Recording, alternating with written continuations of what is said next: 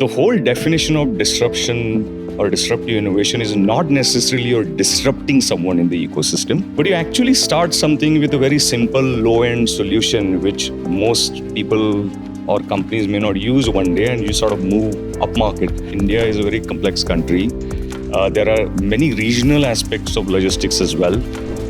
And this thought that you could actually partner with them instead of just trying to disrupt them was a really big deal. And it was not as obvious a choice on day one. Founder Brian Armstrong of Coinbase talks about it. There is a line in one of his interviews, it talks about action produces information. In our industry, it's not like I have only one customer. I have actually minimum 3 customers. So I have a shipper, logistics service provider, and a fleet owner or a truck driver, right? And within that, then there is drivers, there is consignees that receive the material. Had more disagreements and almost fights with my engineering team is on this, because most engineers also think that I'll just build it in-house, right? Why do I use some other product?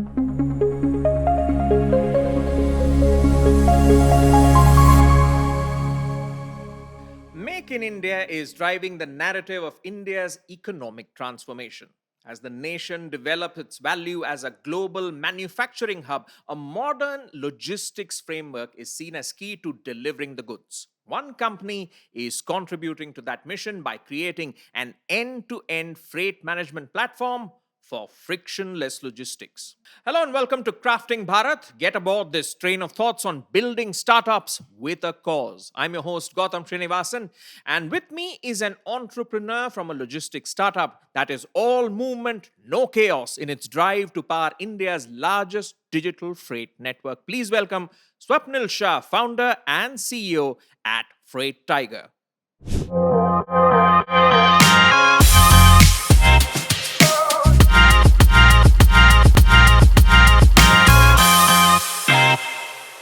Swapnil, great to have you on board Crafting Bharat. Likewise, good to meet you, Gautam. Good to be here. All right, starting up never comes without speed bumps. Let's see what kind of roadblocks Freight Tiger encountered on our first segment titled Ignite.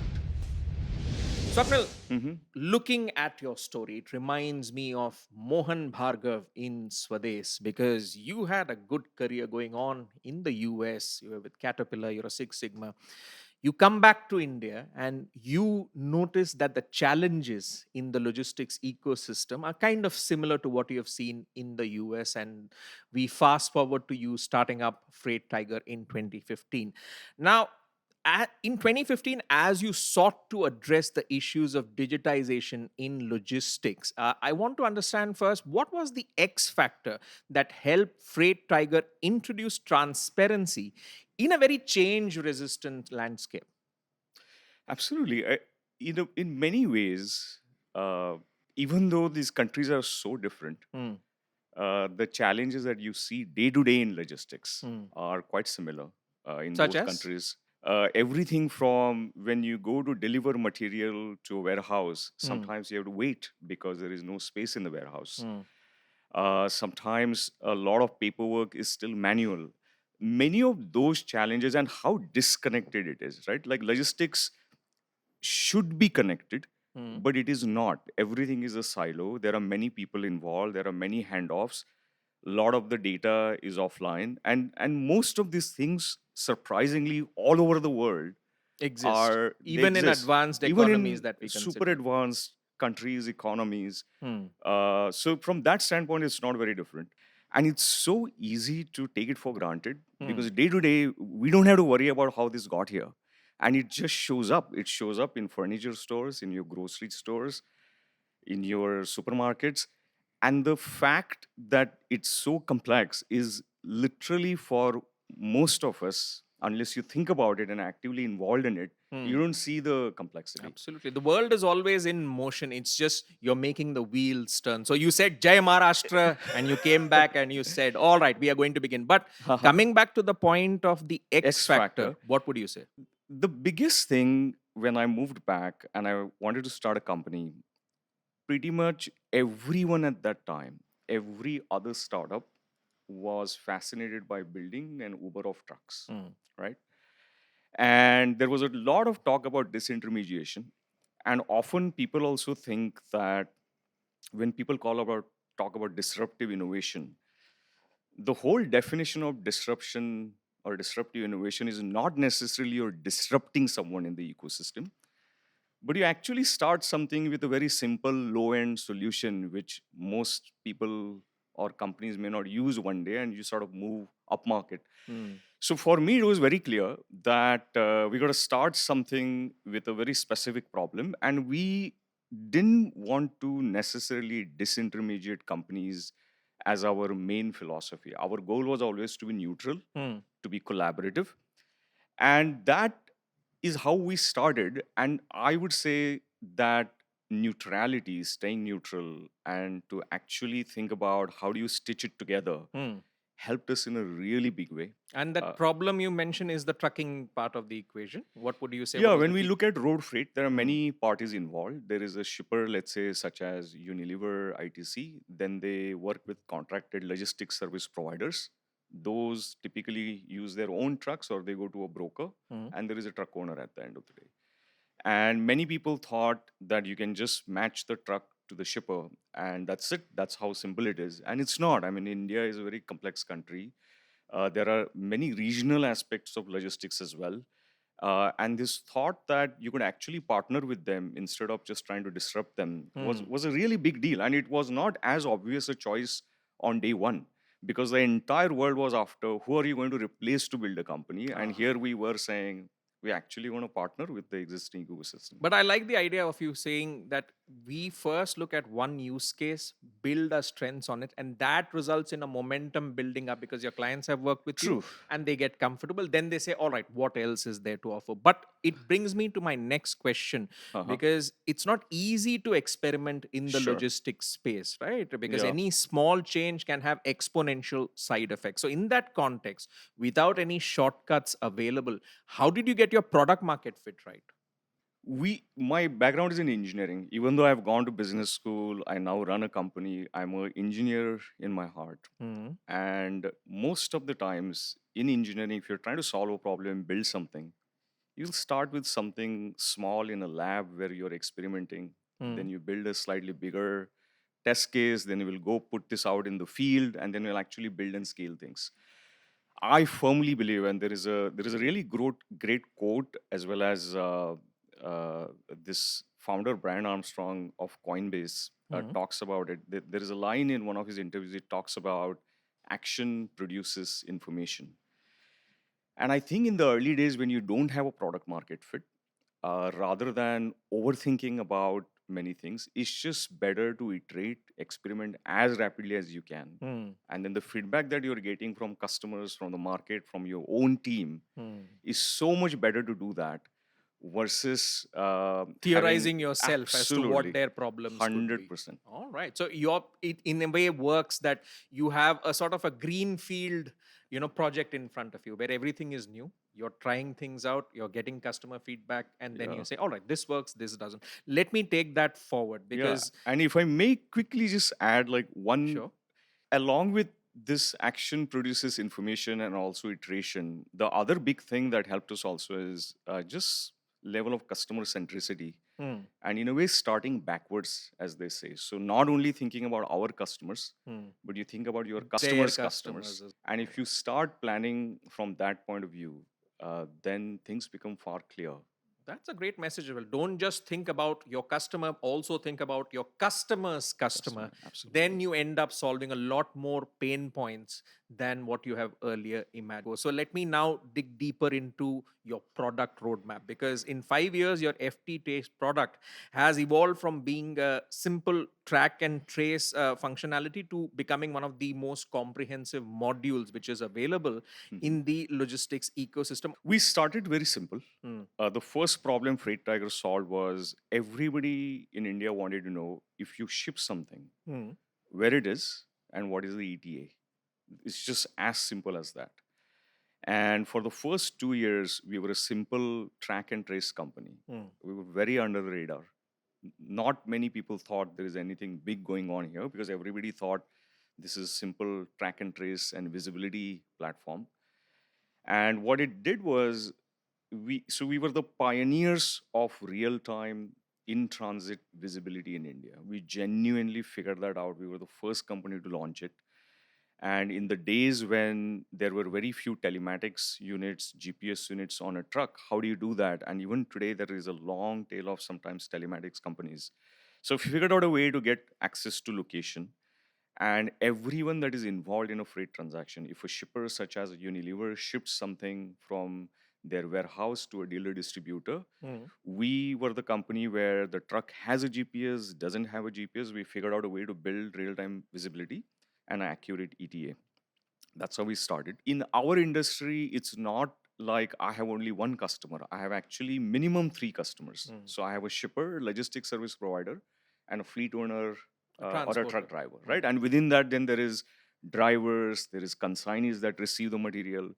So the question was, if we want to build network, if we want to have a network level visibility, if we want to match the freight flows in the country, we had to essentially build that network grounds up. And when I say network, this also means digital network, because we don't have assets. We are not looking to build any physical assets. And then we had already launched this track and trace software platform. And that was a great way to say that what problems can I solve for my three core customers? And one of the main ones being shipper, that will allow us to eventually build this marketplace. And the way then it grew was in B2B, one of the best things in building a B2B software company or any B2B, there is a ton of customer feedback. And if you truly leave your ego aside and if you listen well, and it's not easy sometimes because you have a strong point of view and you want to go after something, and you get some of the information is validating what you're thinking, some of the information is naturally conflicting, but we worked through that. And I have to say we were quite fortunate where a few early customers, just like anything you build in life, where at times there are people that are really like make an impactful kind of entry almost in your life. So our early customers also helped us think through the product roadmap. All right. Don't just think big, think bigger. That's the message coming out from Swapnil in our first segment. And well, as customers demand more, it's time for a startup to go full bore. Time to get the inside track on all things tech stack from Freight Tiger on our next segment titled Launch. All right, Swapnil, let's look at the fact that from a transactions perspective, you started, I think, from 200 transactions a month. And today we are looking at 1 million transactions being logged. Now, in that context, the go to market and product that has substantially gone down, and its demand rises from your customers. They need things faster, quicker, and more robust in terms of the options that you offer. And looking at your customer base of 400 shippers, 1500 transporters, the size is exponentially bigger to make sure that whatever you're delivering for them is delivered in double quick time. Now, considering the product demands an ecosystem solutioning approach, how is your tech stack evolving to cater to the demands and the delivery, the shorter delivery in timelines for your customers every year? And in that context, how is AI helping you to solve the different needs of your customers at scale? The first and foremost is you need level of flexibility and composability in your software. I came from the world of manufacturing and operations. I'd never built any software product in my life. Maybe when I was a kid, wrote some programs, and that's about it. Hello, world. Because I came from operations background, you originally think of problems solving in what your strength is.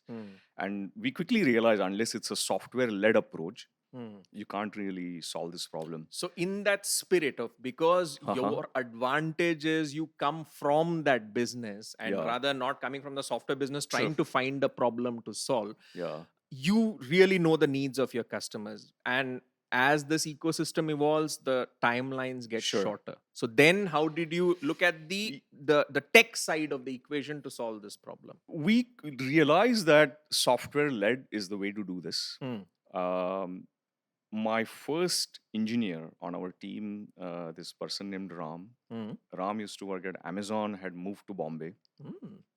He used to work with Amazon, actually Bangalore. And when he joined, I realized, wow, like if he had not shown up in that moment, there is no way I could build all this software. Mm. But to answer your question very specifically about the complexity that gets built over time, Mm. how do you make it scalable? We And deliver in de- shorter delivering timelines. short timelines, absolutely. So to do that for also customers, Mm. not just our delivery timeline to the customer, but customers are actually delivering material to someone. Mm. And even those timelines today with quick commerce and everything are shortened quite a bit. Is this physical domain of logistics where things are moving, there are many parties involved, there is trucks, ocean vessel, all that stuff, right? All this is going on. How do you, in a way, abstract that domain Mm. in the right way? Is incredibly hard because there are Is multiple. there where AI is that where AI comes in for you? AI does. I think where AI really matters today is if you have abstracted this well, and I really thought hard about these problems in the sense that entire platform, do you model it as a shipment that is going from A to B, or Mm. there is a vehicle or a truck carrying that shipment from going A to B? So whether it's a truck or a shipment, I mean, what's your kind of core identity even as a business and a platform? We literally used to think about that in the early days. Second thing is using AI to even within your own company to write code, Mm. and then building tools on top of it, whether it's agents or business intelligence. How do you bring automation and insights to your customers? That's the phase now. Today, almost everybody is in, Mm. and I think we've come quite far in doing that. In fact, I would say that interoperability and standardizations, those are your Absolutely, two most powerful cards that you sure, have in the game of yeah, business to have that significant competitive advantage. But in that context, then I hmm, need to look at integrations sure. because you want to make sure that in that data layer you have the ability to plug in Yep. various sources of data so that the insights can then come in. So take us through the roadmap of making integrations Mhm. a product itself in your in the grand scheme of things so that the different use cases of customers get addressed and Mhm. they don't see the complexity at the back end which you're taking care of. Yeah, we do thousands of integrations. Hmm. We integrate with ERPs, SAP, Oracle, or even systems like Blue Yonder. Then we're integrated with hundreds of telematics companies. Hmm. We're integrated with OEMs today. I mean, Tata Motors is an investor in us. Even they have a platform called Fleet Edge, where now there is a sophisticated telematics device on almost every truck that they manufacture since 2020. We integrate into those. Um, and you're right that building a standard way to do this, and when customers think about it, they think about two, three different things within their own ERP, whether it's SAP or other systems. They have done certain customizations or they build certain workflows. They have certain nomenclatures that they use for Hmm. their business. And ultimately, when you're taking a customer live, you want to make sure that there are as few changes you're requesting in their environment. And you've built a layer that kind of manages that complexity for them and for us. And integration is something, I mean, if I've had more disagreements and almost fights with my engineering team, is on this because most engineers also think that I'll just build it in house, right? Why do I use some other product? And no one also wants to think about integrations as a product because Hmm. there's always other cool stuff to build. But this is really critical. I mean, it matters quite a lot in terms of how well you build it, how fast can you take customers live.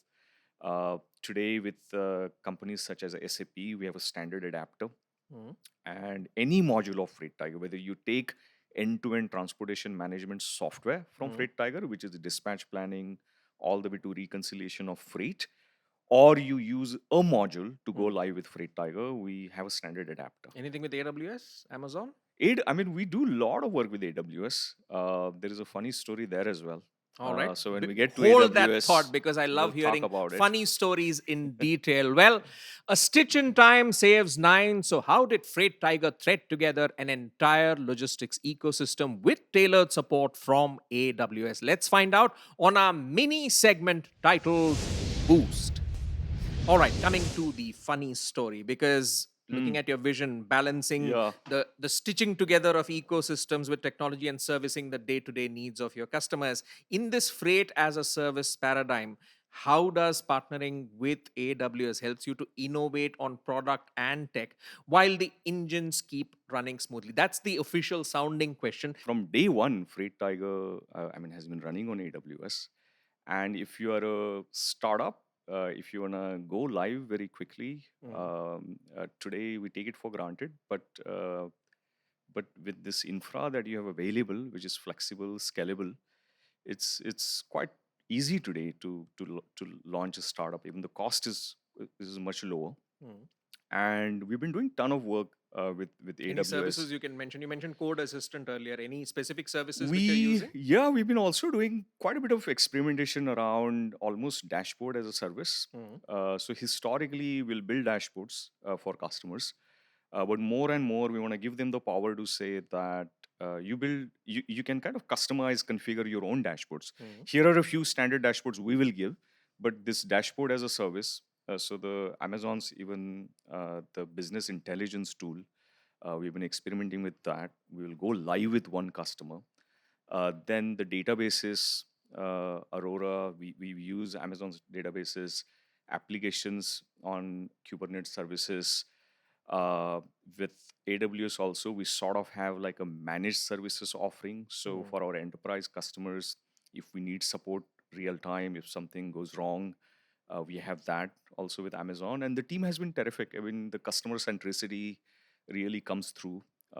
And for us, what also matters is everything in Freight Tiger is modeled as a trip or a transaction because stuff is going from point A to point B. And we measure our revenue, all our costs also as per trip or per transaction. Mm.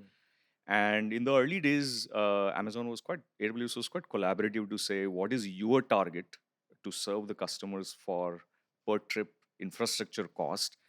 And we keep optimizing it with them, which allows us to serve more and more customers of all sizes. So it's been a really good collaboration, genuinely. Fantastic. Business comes a full circle when you have good partners on board. That's the message. And well, let's go on to our next segment because logistics will play a crucial role in India achieving its 2047 milestone. So, what are the key waypoints on this journey? It's time to find out on our final segment titled Orbit.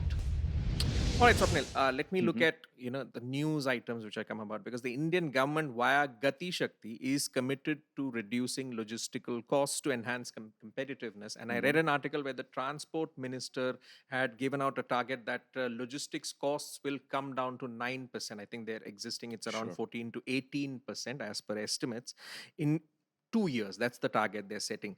But we are in an economically uncertain climate. Mhm. Even if we look at achieving that logistic cost cut to 9%, we are still above global average of 8%. So looking at this in terms of the expansion of the Indian logistical ecosystem as costs go down, what are your expectations in terms of the trends that Mhm. will emerge as logistics costs go down?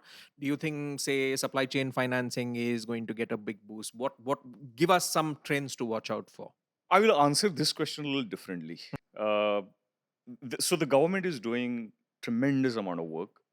Even sometimes when I meet our customers, I know they collaborate with Niti Aayog and the government quite a bit. Mm. So there is a ton of industry feedback also going into it. And if you look at everything from dedicated freight corridors to inland waterways to railways, just the infra in terms of the highways that are getting built, Mm. reduction in transit times, all that is terrific. And I almost think about this ability to then do multimodal slash, when you can move freight across modes, road, rail, ocean, and not just ocean when you ship to another country, but even within our own country.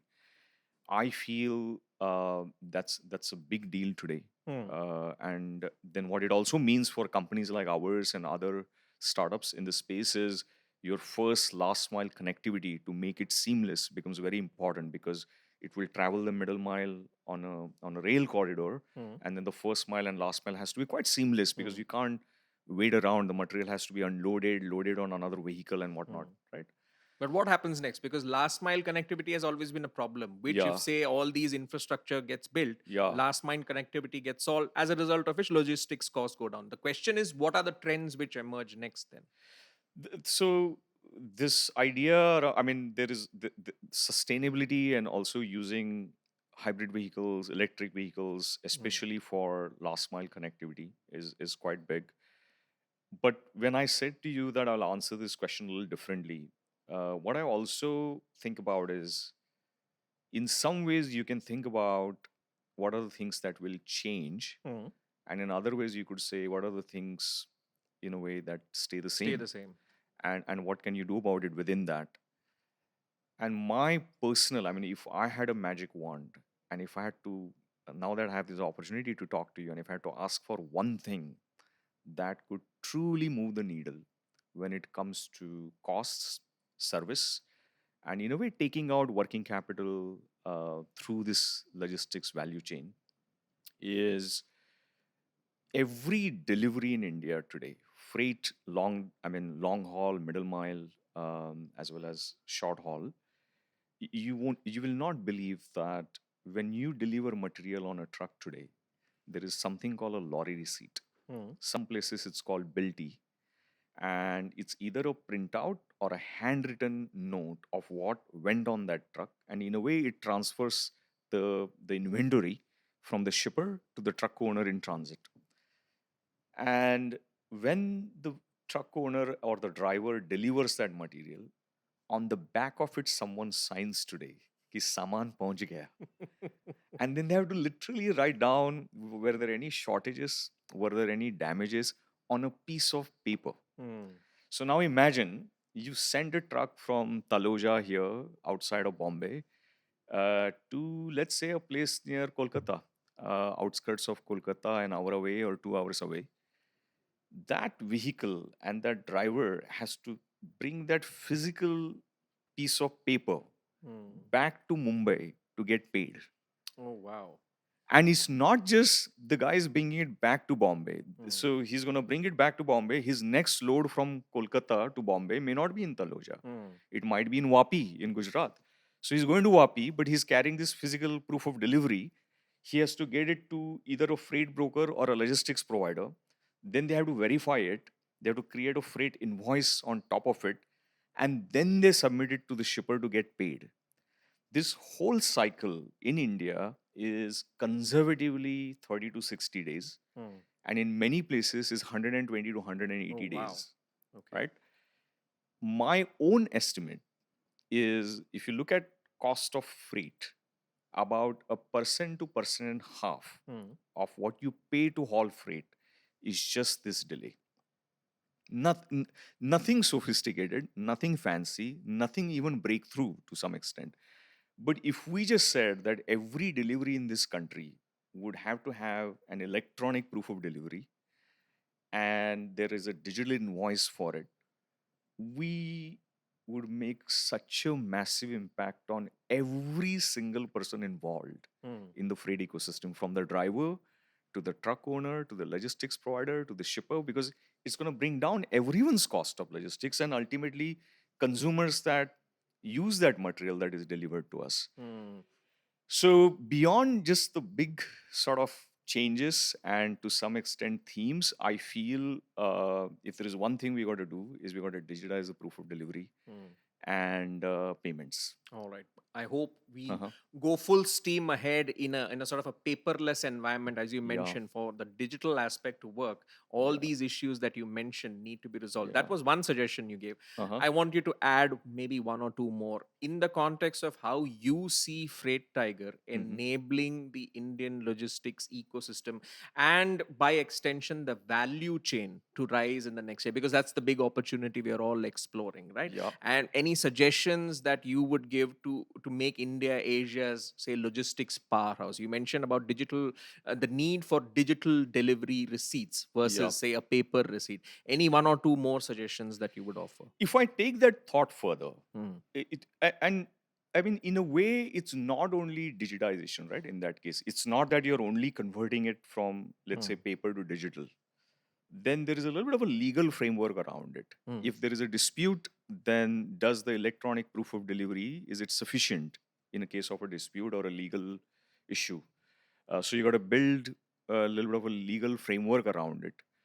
So there is a law regulatory part of it as well, along with just digitizing it. Then there is a bit of education of the parties that are involved. So truck owners, sometimes even today, you will see truck owners that are not literate at times. So how do you build this skilled, in a way, workforce in this entire ecosystem? Education is a big part of it. And look, I mean, the champion of, ultimately, the truck driver does a lot of work in this whole delivery. And what can we do as a country for them? Everything from rest stops on the highway to when they go to deliver a material, do they have a place to rest, eat food, get health insurance? We recently worked with a insurance company to say when a driver is on a particular transit trip or transaction, could we provide a health and accidental insurance just duration of that trip so they're covered during the trip? So the well-being of the people that are involved is equally important, and their education along with the infra and the digitization and the technology that we are building, because only then we can truly because master then it. everyone is invested in making sure that the system is Yeah, working for their benefit. absolutely. Before we wrap things up, you Hmm. mentioned sustainability. So I want to know, what is Freight Tiger's goal in terms of making its sustainability factor go Uh-huh. up to be in sync with the nation's net zero targets? And, from a business standpoint, what's the pitch on sustainability? If I take a step back, so what Freight Tiger does today is it gives an end-to-end software platform to shippers to help them make their logistics efficient. Hmm. We process about 4.5 to 5% of companies' road freight today on our platform. Hmm. Freight Tiger's ambition over the next 4 to 5 years is to get to 20%. That means 20% of the country's road freight will be moving through the Freight Tiger software platform. Hmm.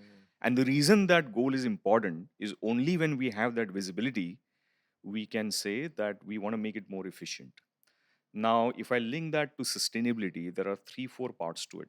First is, if you look at just empty haulage Hmm. or empty miles in the country, because no one has this visibility across the system, you can't really fully optimize it today. That's number one. So when we have this visibility, we're starting to help customers to say, if you're shipping goods from point A to point B, we can now help you identify freight from point B to point A. Hmm. And sometimes it's not as easy as A to B and B to A. It's a network. So the truck will go from Mumbai to Hyderabad, Hyderabad to Vapi, and it will come from Vapi to Mumbai.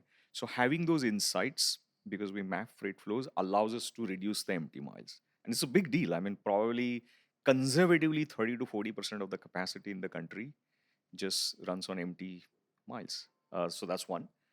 uh, there is a big push towards moving towards alternate fuel, electric vehicles, hybrid. But when you got to get something out the door and deliver, you're not thinking about whether it's an electric truck or a regular truck. Yeah, I'm just thinking about I got to get this material really fast to my customer. Hmm. But if we become a partner to our customers to say that for these types of deliveries, here are the logistics service providers and the truck owners that actually operate electric vehicle or a hybrid vehicle that can help you reduce footprint. I think we'll do that in a big way on our platform just because we built a massive ecosystem on Freight Tiger. Fantastic. Indeed, a greener world to enable more green to be earned. And I love that idea, because at the end of the day, everyone wins in the ecosystem. And if everyone wins, they are invested in making sure that the ecosystem succeeds. Swapnil, thank you so much for joining us and making us part of your journey of taking India's logistics ecosystem to the next level. Thank you so much. Well, that was the story of Freight Tiger and how it became India's largest digital freight service, solving a lot of problems, a lot of challenges in that journey to making sure that India's logistics sector becomes a powerhouse, not just in the region, but also in the world. And on that note, thank you so much to our viewers as well for joining us here on Crafting Bharat Season 2. On that note, this is your host, Gautam Srinivasan, signing off. Have a great day.